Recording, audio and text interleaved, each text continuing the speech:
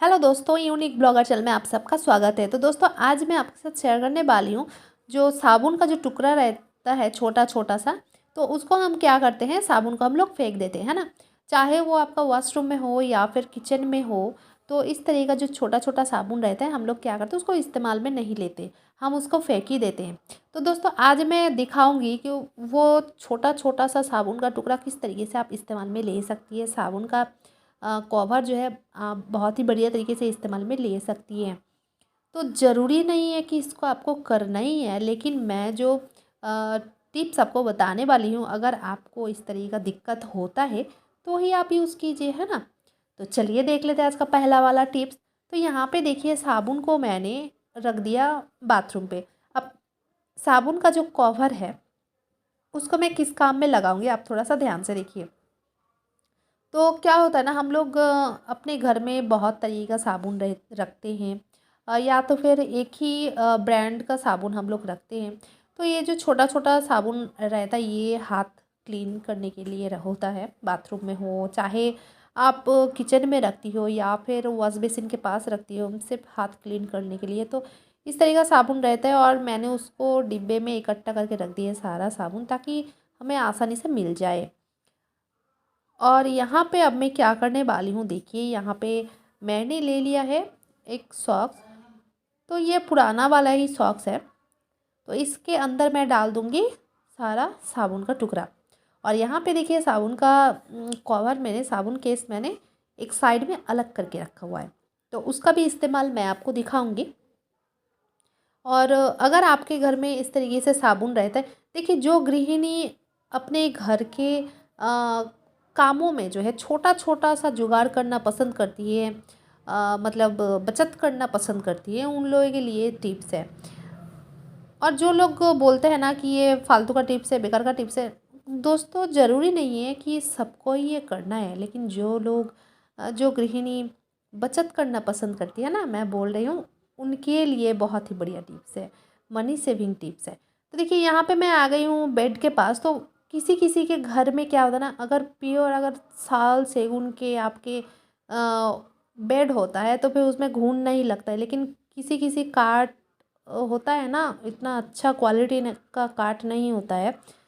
अच्छा क्वालिटी का काठ होगा तो फिर घून नहीं लगेगा, लेकिन अच्छा क्वालिटी का अगर काठ नहीं होता है तो फिर बेड में घून लग जाते थे।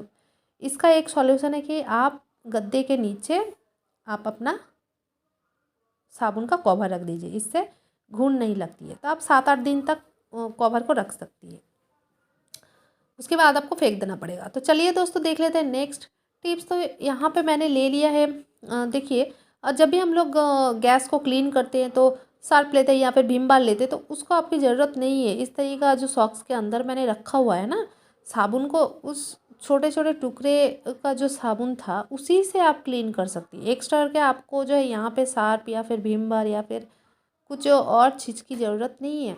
और टुकड़ा वाला साबुन आपको जो है अपने हाथों में या फिर और कुछ चीज़ में नहीं, लेकिन यहाँ पे आप गैस में, गैस क्लीन करने के लिए कर सकती रख सकती हैं। आप एक सॉक्स के अंदर रख दीजिए, उसको आप इस्तेमाल कीजिए गैस क्लीन करने के लिए। तो है ना, बचत वाला, एकदम मनी सेविंग। फेंकने की जगह हम लोग इसको इस्तेमाल में अगर ले लेते हैं तो अच्छा लगता है, खुद को भी अच्छा लगता है ना। तो देखिए, इस तरीके से आप टाइल्स भी क्लीन कर सकती हैं। यहाँ पे मैं आ गई हूँ बाथरूम पे। आप बाथरूम के लिए एक अलग सा रख दीजिए इस तरीके से। बाथरूम के अंदर बेसिन के नीचे ही आप रख दीजिए, और आप डेली उसको क्लीन कर सकती है सॉक्स के अंदर रख के, इस तरीके से। ऐसा मत कीजिएगा कि बेसिन वाला और बाथरूम वाला एक ही सॉक्स में, ऐसा मत। तो दोस्तों, मैं इस सॉक्स को जो है इस बेसिन के नीचे ही रखने वाली हूँ। इसलिए मैंने पहले क्या किया, मैंने पहले किचन को क्लीन किया, मतलब किचन का गैस क्लीन किया, ओवन क्लीन किया, उसके बाद मैं आ गई बाथरूम पे, है ना। तो अब इस सॉक्स को मैं कहीं और लेके नहीं जाऊँगी, यहाँ पे ही रख दूँगी। क्योंकि इसको अगर कहीं और ले गए तो सारा सब कुछ जो है आपका, समझ गए होंगे क्या हो जाएगा।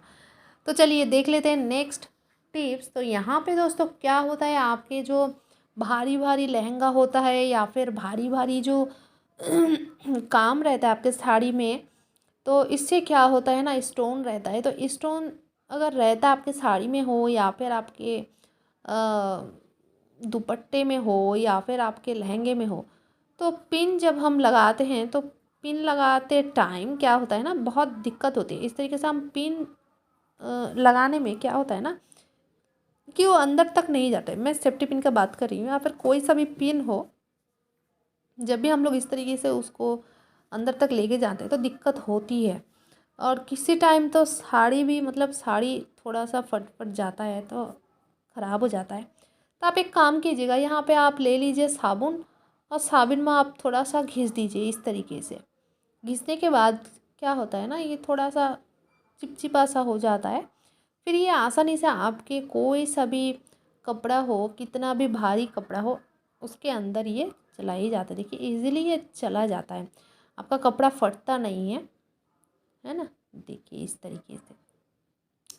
तो आशा करती हूँ आपको वीडियो जो है पसंद आ रहा है। पसंद आ रहा है तो एक लाइक ज़रूर दीजिएगा दोस्तों, और अगर चैनल में नए हैं तो चैनल को भी सब्सक्राइब कर लीजिए। तो यहाँ पे और एक टिप्स मैं बताने वाली हूँ।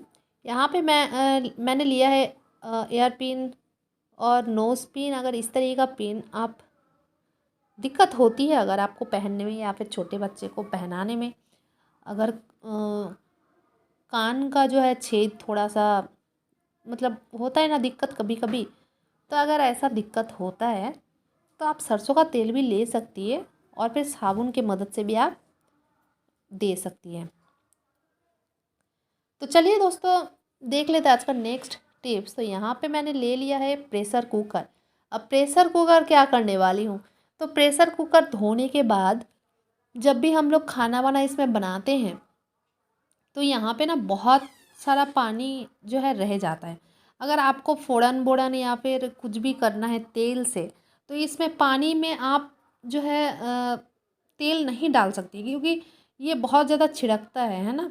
फिर हाथ वाथ भी जल जाता है। तो ये पानी को सुखाने में बहुत सारा गैस का आपका चला जाता है, गैस आपका खर्चा होता है। तो गैस की बचत भी होगी इस टिप से। आप एक किचन टॉवल की मदद से इसको गैस में देने से पहले आप क्लीन कर लीजिए, सुखा लीजिए। इससे क्या होगा ना, आपका गैस का बचत होता है। छोटे छोटे टिप्स के मदद से ना आपका गैस का बचत होता है। तो ये सब चीज़ का आपको ध्यान रखना होता है। इससे क्या होता है ना, आपका मनी सेविंग टिप्स आपका हो जाता है। बहुत ही बढ़िया टिप्स है, जो लोग नए गृहिणी रहती है उनके लिए बहुत ही बढ़िया है। और कभी कभी आप इस तरीके से सेक भी लीजिए, सेका कीजिए। इससे क्या होता है ना, इसका बैक्टीरिया, इसका अंदर का जो बैक्टीरिया रहता है वो ख़त्म हो जाता है। हम लोग हमेशा इसमें खाना बनाते रहते तो आग से क्या होता है ना, जितना सारा बैक्टीरिया रहता है, कुछ भी जीवाणु कीटाणु रहता है ना, ख़त्म हो जाता है। तो चलिए दोस्तों देख लेते आज का नेक्स्ट टिप्स। तो देखिए अदरक और लहसुन का जब पेस्ट बनाते हैं, जो नई गृहिणी होते हैं ना उनको इतना ज़्यादा समझ नहीं होता है कि इसका क्वांटिटी ले तो ले कितना, अदरक का क्वांटिटी कितना ले, लहसुन का क्वांटिटी कितना ले। तो दोस्तों लहसुन अगर आपका 500 ग्राम है तो आप अदरक लीजिए 300 से 400 लीजिए आप, ठीक है। इस तरीके से इसका मैच होता है। तो अगर आपको मसाले बनाने में दिक्कत होती है अदरक लहसुन का, तो आप इस तरीके से कीजिए, 300 और 400 इस तरीके से। तो दोस्तों चलिए आज के लिए बस इतना ही, फिर मिलेंगे कुछ नया टिप्स एंड ट्रिक के साथ।